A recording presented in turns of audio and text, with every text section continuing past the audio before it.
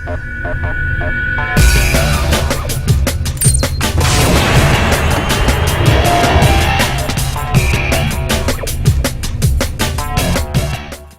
there, Clashers, and thanks for stopping by Clash of Clans gameplay.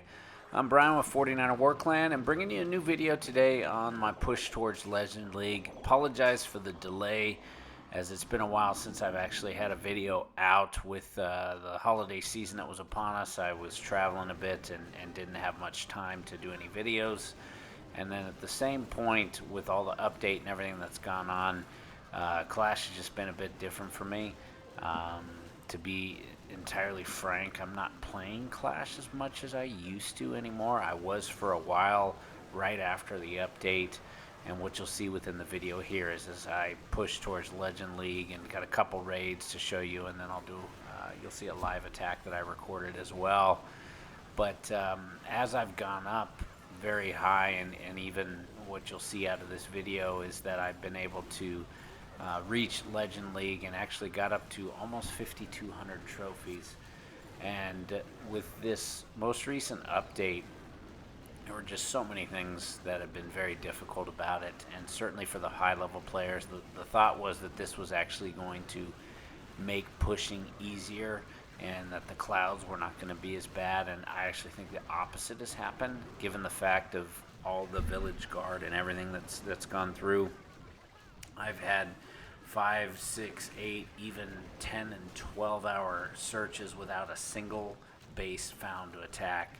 And to be entirely frank, it kind of burnt me out on the aspect of just the multiplayer game and pushing. And that was kind of my hope always, is I always enjoyed the pushing aspect, going as high as I could, being a top player.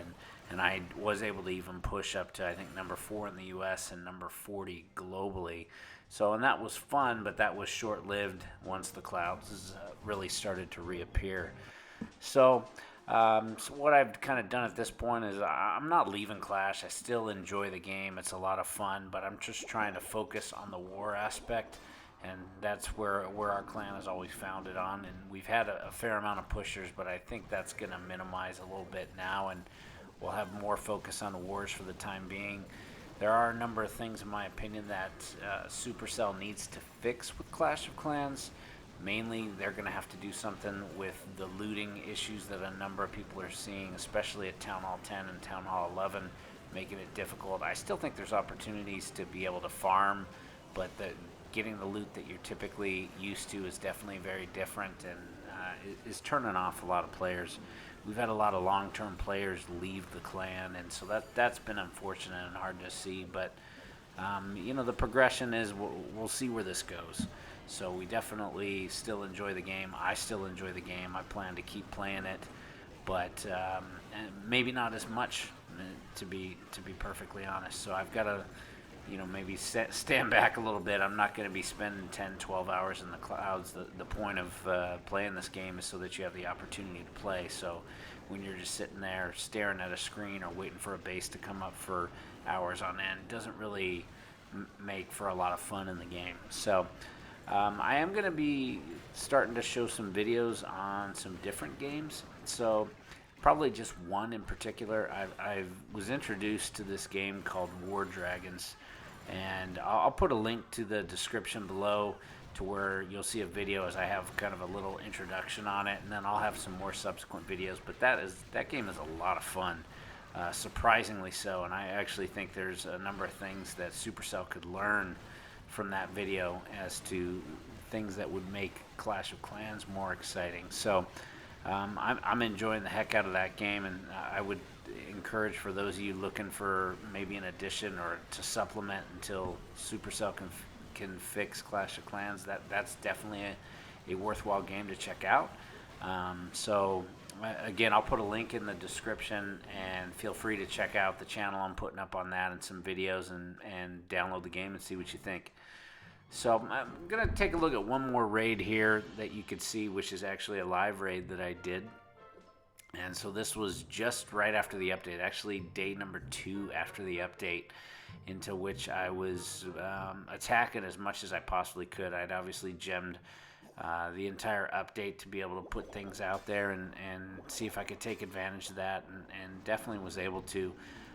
Prior to the update, I know a lot of people were still looking at utilizing the dragon strategy or the mass golem, and my thought was going to be witches could be very viable, especially with the level 3 witch coming out. And so I pretty much, as soon as the update hit, that was the first attack strategy I started utilizing, was witches, and it turned out to be phenomenal, as it was put me in a position to where I could 3-star a good number of Town Hall 10s, and being able to use the Warden and buff the additional troops, and timing of the ability is obviously very key as well to keep those witches alive, whether it be to protect them from an inferno or from a giant bomb, anything like that. And I would even say I've gotten a lot better at timing of that ability, because here on this raid I think I was quite late on utilizing it, but based upon use of the jump spells and everything else, put me in a good position to be able to make sure that I progress through this base and able to get the 3-star victory on this. So as you kind of see, I'm already 65% here. Both heroes have half health left and their abilities, and then the third hero within the Grand Warden is full health, as he's kind of sitting back. So then pop the Queen's ability and starts to plug around, funnel in a couple wizards that I had held back, and then it's pretty easy to start to see that there's very little left. Pop the Grand Warden's ability way too late on this, so that was definitely, when you look at day 2 of the update versus what I do now, I'm usually popping the Grand Warden's ability much earlier in the raid, which I think works a lot better, especially when you've got a large portion of troops up. So whether it be witches, wizards, or other, that you can kind of keep infernos off of them or protect them, as I said, from giant bombs or other things. I think that's the best way to give yourself the greatest opportunity of success. And utilizing this strategy, which from the witches, in my opinion, anywhere from 4 to 8 for your typical raids. You can go mass witch as well, but I think that's more base particular.